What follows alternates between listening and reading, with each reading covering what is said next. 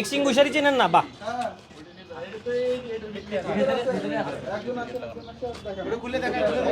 খোলেন খোলেন, গেট খোলেন তাড়াতাড়ি তাড়াতাড়ি। কার জন্য ওয়েট করতেছেন? কার কাছে আছে চাবি? সামনে আসেন, এই নিয়ে যাও তো, চাবি নিয়ে আসো। আজকে সকল স্যার আসবে না, সমস্যা নাই।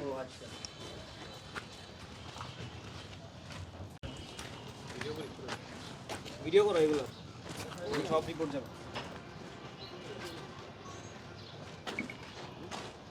এই কোথায় আপনাদের ফায়ার এক্সটিংগুইশার নাকি আছে? কোথায় আপনাদের গুদাম কোথায়? এখানে আগুন লাগলে কি করবেন?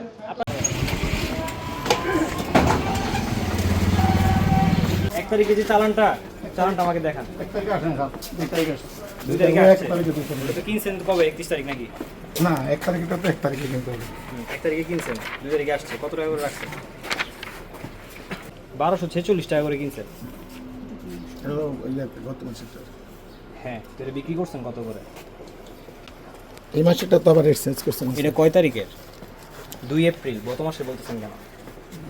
2 এপ্রিল ডেটে এই যে 12 কেজির একটা সিলিন্ডার 70 পিস কিনছেন এই টাকা দিয়ে। ডাউট আছে কোনো? ডাউট আছে স্যারেরা হয়তো আগে ইয়ে করছে, এন্ট্রি করছে। আগে মানে আপনাদের সবাই দেখেন কি নতুন রেট তো 2 তারিখেই হইছে। হ্যাঁ, আমাদের এই যে ধরুন আমরা মেসেজ দেয় যেটা রেডার তো এটা রেডার তো আমরা ওটা হিসাব করি। কি মেসেজটা দেখে? আমাদের অফিসারে, মার্কেটিং অফিসারে, কোম্পানির আপনাদের কোম্পানির? হ্যাঁ, কোম্পানির অফিসারে যারা নামটা বলেন। যেমন জি গ্যাস আপনার 1740 টাকা দিয়েছে এই মাসে। কোম্পানির নামটা বলেন। আপনার G gas, energy G gas. আপনারা কি পাইকারি সেলার নাকি? পাইকারি। পাইকারি সেলার। সরকার থেকে আপনাদের পাইকারি রেটটা 2 তারিখ থেকে কত টাকা করে দিছে? 2 তারিখ থেকে আপনার যে আগে ছিল হলো 1300, আপনার 51 টাকা। 12 কেজির একটা সিলিন্ডার, যেটা 12 কেজির কথা বলতেছেন, যে একটা সিলিন্ডার, এটা সরকার থেকে 2 তারিখে যে নতুন করে আপনাদের একটা রেট 387 টাকা বাড়ায় দিল, খুচরা মূল্য সবকিছু ওটা 1728 পাইকারি রেটে 1700 খুচরা। হ্যাঁ, খুচরা। পাইকারি রেটে আপনাদের কত টাকা করে কেনা পড়ে, কত টাকা করে বেচার কথা? আমাদের ওখান থেকে 46 টাকা কমে বিক্রি করার কথা। মানে হচ্ছে আমরা 46 টাকা কমে আমাদেরকে দিব, ওনার 46 টাকা লাভে কাস্টমার 40 টাকা হওয়ার কথা মনে হয়। কাস্টমার 1680 টাকা।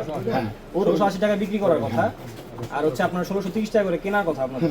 আপনারা কিনছেন 1400 কত দেখাইলাম? 1400 সামথিং। 14 তো আগে দেওয়া ইয়ে করা আছে, এন্ট্রি করা। আর আমি তো ডিউ রেট করা এটা 2 তারিখে আসছে। 2 তারিখে আসছে। মশুক আপনারা এখন বিক্রি করছেন 1850 টাকা করে, কেন? কেন সরকার থেকে যদি একটা রেট দেওয়া হয়, এটা কি জন্য দেওয়া হয়েছে? এটা তো আপনার লোকে দেওয়া হয়েছিল খুচরা কাস্টমার যেন আপনার হয়রানি না হয়, বা আপনার লোকে না ঠকে, বা আপনার লোকে বেশি মূল্য দিয়ে তারা তাদেরকে গ্যাস কিনতে না হয়। মানে সবই বুঝে তারপরে 1680 টাকা বিক্রি করার কথা 1850 টাকা কেন বিক্রি করতেছেন? এখন স্যার আমি আপনাদের একটা কথা বলি, 1740 টাকা যদি আমার থেকে নেয়, ওনারাই যদি কোম্পানি থেকে যদি বেশি নেয়, তাহলে আমরা ডিলাররা আপনার এখানে তো কস্টিং আছে। আপনারা কি করবেন এটা জিজ্ঞেস করবেন? আপনি বলেন না, আমাকে জিজ্ঞেস করেন। আপনি বললে বলবেন যে আপনারা অফ করে দেন। না না না, আমি আমাকে জিজ্ঞেস করেন, আমি বলতেছি আপনাকে কি করতে হবে। আপনি ধরেন বললে তো আমাকে দাম বেশি চাইতেছে, এখন আমি ওই ক্ষেত্রে কি করব? কোম্পানি আপনি আইন শৃঙ্খলা বাহিনীর কাছে যাবেন, আপনি কনসার্ন অথরিটির কাছে যাবেন, ডিসি অফিসে কমপ্লেইন করবেন। করছেন একটাও?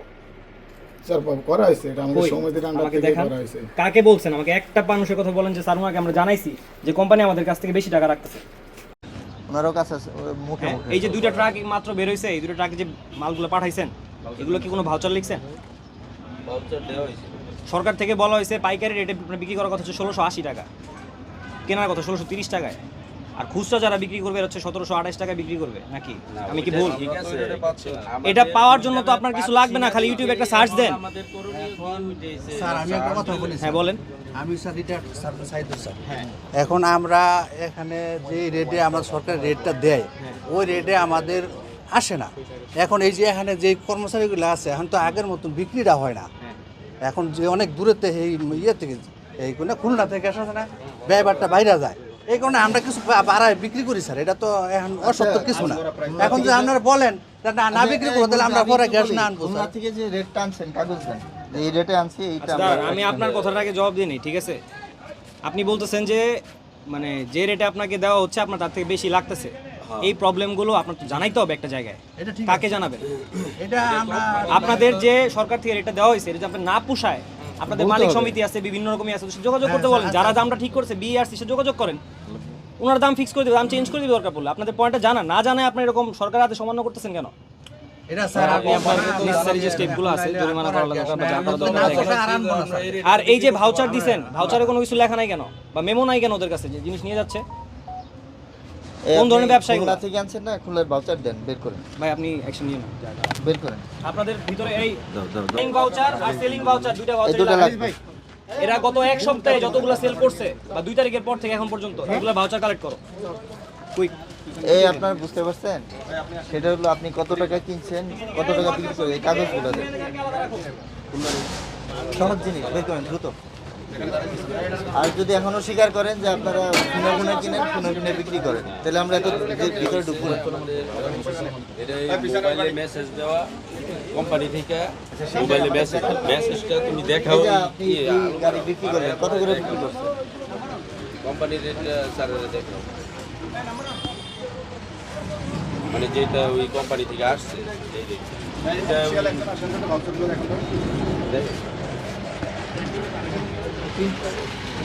এইভাবে কেউ বিক্রি করে, আর ওই যে ওদের যে বিক্রি করলেন, কি দিয়ে বিক্রি করছেন, ওই কাগজগুলো দেন।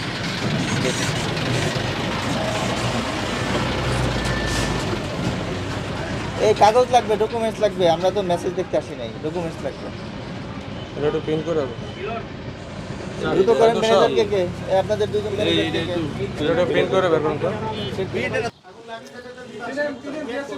এক্সটিংগুইশারই চেনেন না? বাহ,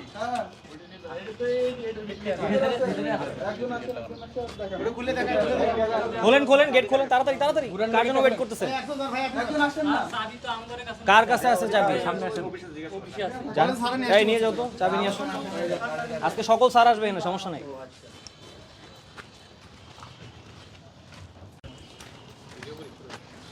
ভিডিও করো এগুলো, সব রিপোর্ট যাবে।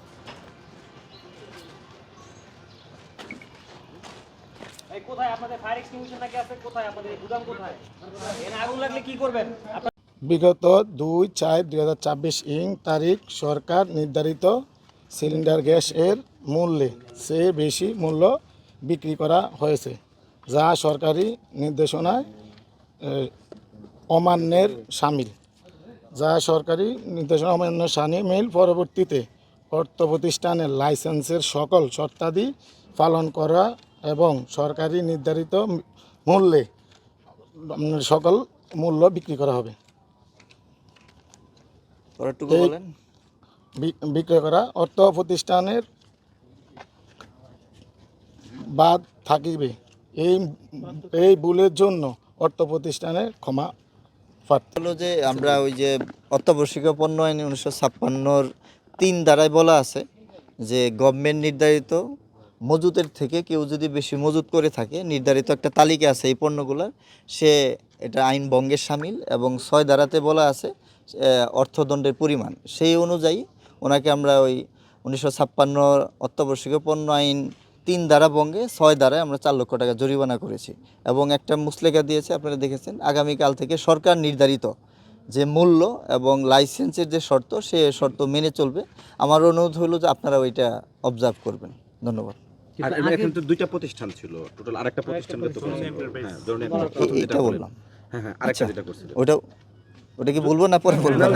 আচ্ছা, আমরা এর আগেও আপনারা দেখেছেন, এটা জননী এন্টারপ্রাইজ নামে একটা আমরা ওই যে কি বিএডিসি রুটে করেছিলাম, ওখানে তার লাইসেন্স বা আপনারা দেখেছেন অত্যাধিক মূল্য বিক্রি করে ভুক্ত অধিকার আইন 2010-এর 40 ধারায় আমরা 50,000 টাকা জরিমানা করেছি। এবং তারাও আপনাদের সামনে একটি মুসলেখা দিয়েছে, আগামী কাল থেকে তারা সরকার নির্ধারিত যে মূল্য, মানে গত 2রা এপ্রিল সরকার যে মূল্য নির্ধারণ করেছেন, সেই মূল্যেই তারা পণ্য তাদের যে সিলিন্ডার আছে সেগুলো বিক্রি করবে।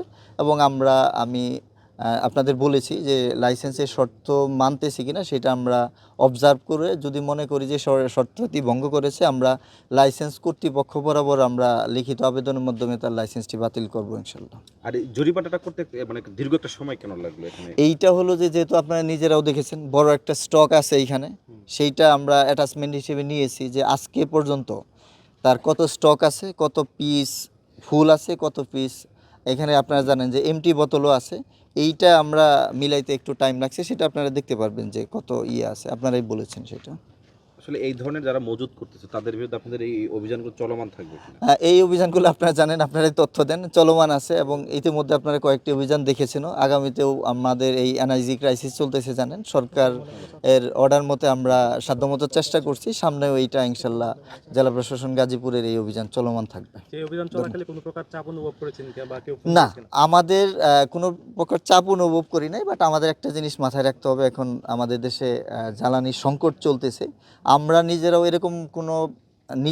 এরকম কোনো সংকট তৈরি করতে চাই না যেটা আগামীতে আমাদের গাজীপুরকে মানে এফেক্ট করতে পারে বা কোনো সাপ্লাই চেনে কোনো সমস্যা হইতে পারে, সেটা আমাদের মাথায় আছে, সেটা আমাদের জেলা প্রশাসক স্যারের বক্তব্য।